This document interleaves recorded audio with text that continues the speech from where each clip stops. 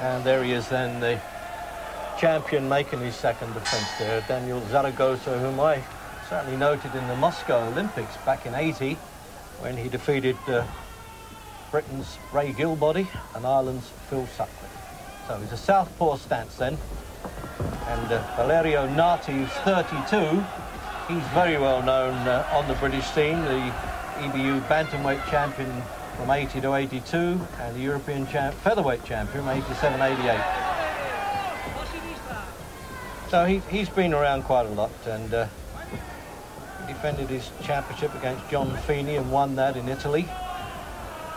So the Italians have bid to get this champion to make a defence here because they always think, giving their man home ground advantage, this little town not too far from Bologna. A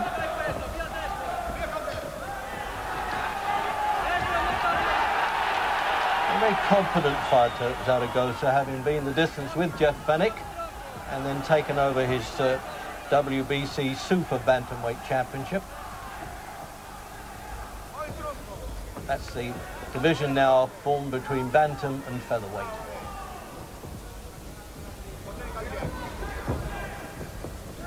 Referee from England is Larry O'Connell.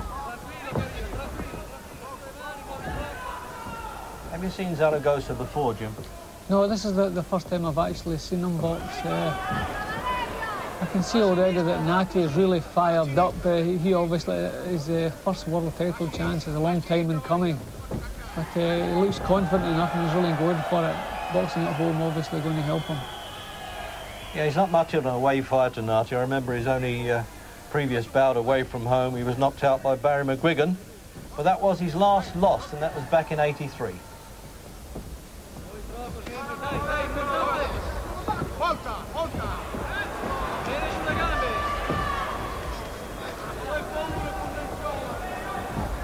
Mexican fighters normally are good travellers, though, as we've seen with the great Julio Cesar Chavez, and right down the line from Ruben Olivares. You can take them out of Mexico and they can still fight.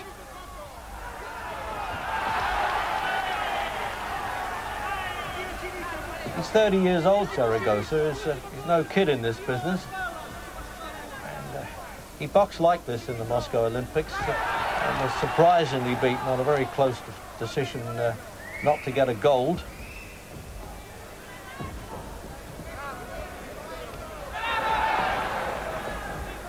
And he also did well, Jim, to winning career just prior to the Olympic Games, one of the well-known Lees, as they have a million of them out there, and apparently that nearly caused a riot, but at least he got the decision.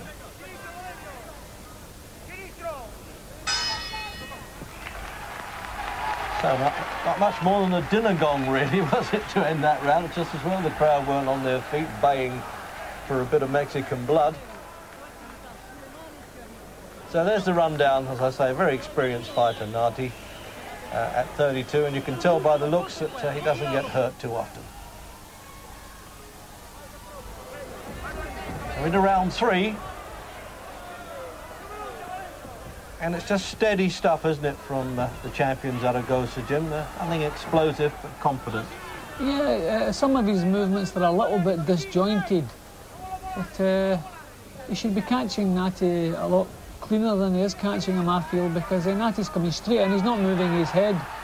Zaragoza certainly has more power than Nati, but at this stage he doesn't seem to be using that power. I think he's going to have to start backing the challenger up and using the power. Well, he's got to do something. It was his first shot at a world title, Nati, and in his home country. Not one of the great arenas in Rome or Milan, but they all turn out big support. And the local chambers of commerce and tourist boards, they like to have big-time boxing in their towns, puts them on the map a little bit.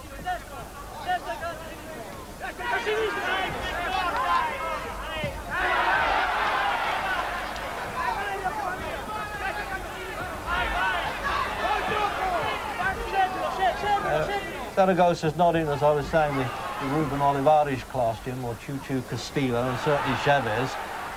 But he looks like he holds a punch well, doesn't he? He takes a bit of shift, and he must have done to stay the full distance with Fennick. Yeah, he's very strong. He has good punching power. His punches that have been landing high up until now, so we're not seeing the full effects of the punch, but I feel that he should be trying to back the challenger up. I think he's allowing the challenger too much leeway. Although having said that, Nati's really fired up. He really obviously sees this as his one and only chance of picking up a world title. Dear old man Branchini, the sort of Jim Wicks of Italy as a manager.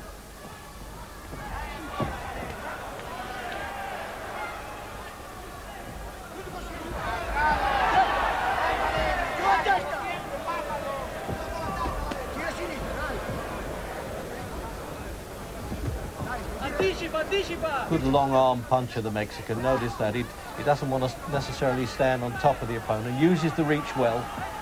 There it is. He sent home two thumping left crosses, which again caught Nati a little bit high, but stunned him slightly. You could see the effects of the punch.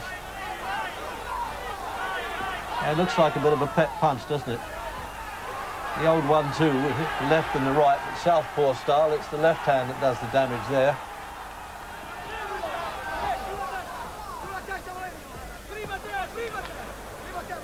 The former WBC Bantamweight champion as well. Take time off. I don't know how much time, about 3¼ seconds there, I think Larry O'Connor was asking for. The warning for misuse of the head.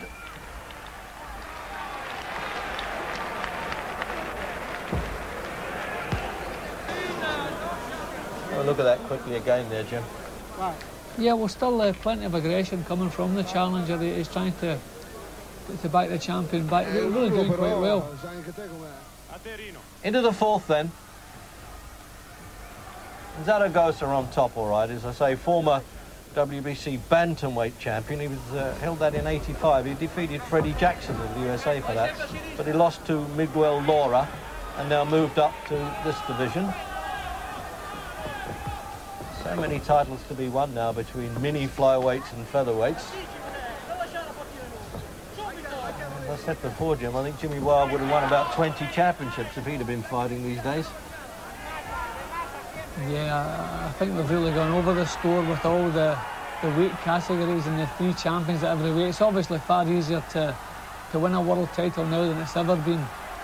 So now and again we see world champions who don't really impress us as world champions. Zaragoza, good solid little fighter, but you know, he's not really what you would say one of the real class super champs. Strange enough, I liked him more as an amateur than I've liked him as a pro, really. He's, as you say, he gets results, and that's the name of the game in this business. I don't think he's adapted his style to the professional game. I think he's just doing the same things he did as an amateur, only doing them a lot better and obviously for a lot longer.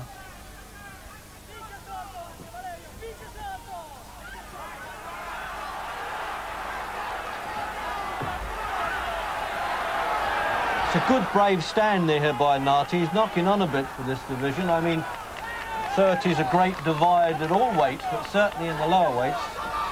It's Rafael Mendoza, former newspaperman in Mexico and one of the best judges of Mexican fighters, in my opinion.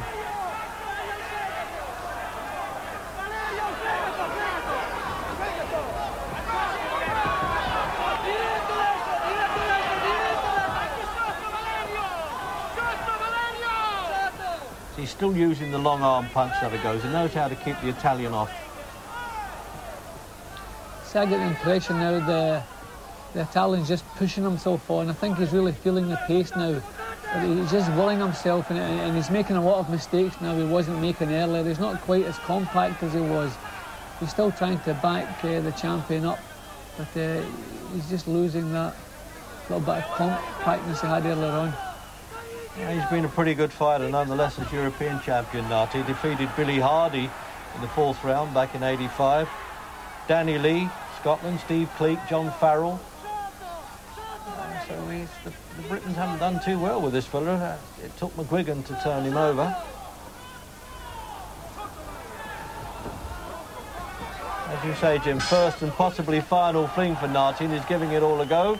And apologies all round there from Zaragoza, who doesn't want to get himself into trouble away from home, hostile territory.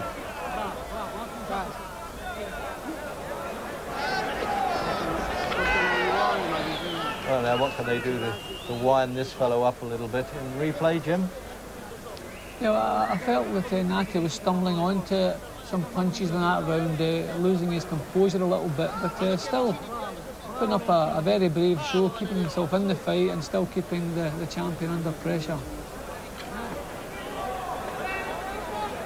And there's the rundown for Zaragoza. I wouldn't have thought he's got too many championship fights left in him, actually. Although I've said that before, if they're good enough, they can keep going in this game. And this second's certainly been around with some top fighters in his time. Into the 5th round then, scheduled for 12. And there's the challenger just running out of gas a little bit now. Not ambition, I don't think, but physically he seems to have been wilting just... Oh, what a shot! Right out of the blue. He's been showing him that punch, that left hand all through. He let it go there. It was perfect, and it really travelled quite a way there. Caught him on the chin. Whether it was short or long, he certainly got the message. And it's all over then in the 5th. Larry O'Connell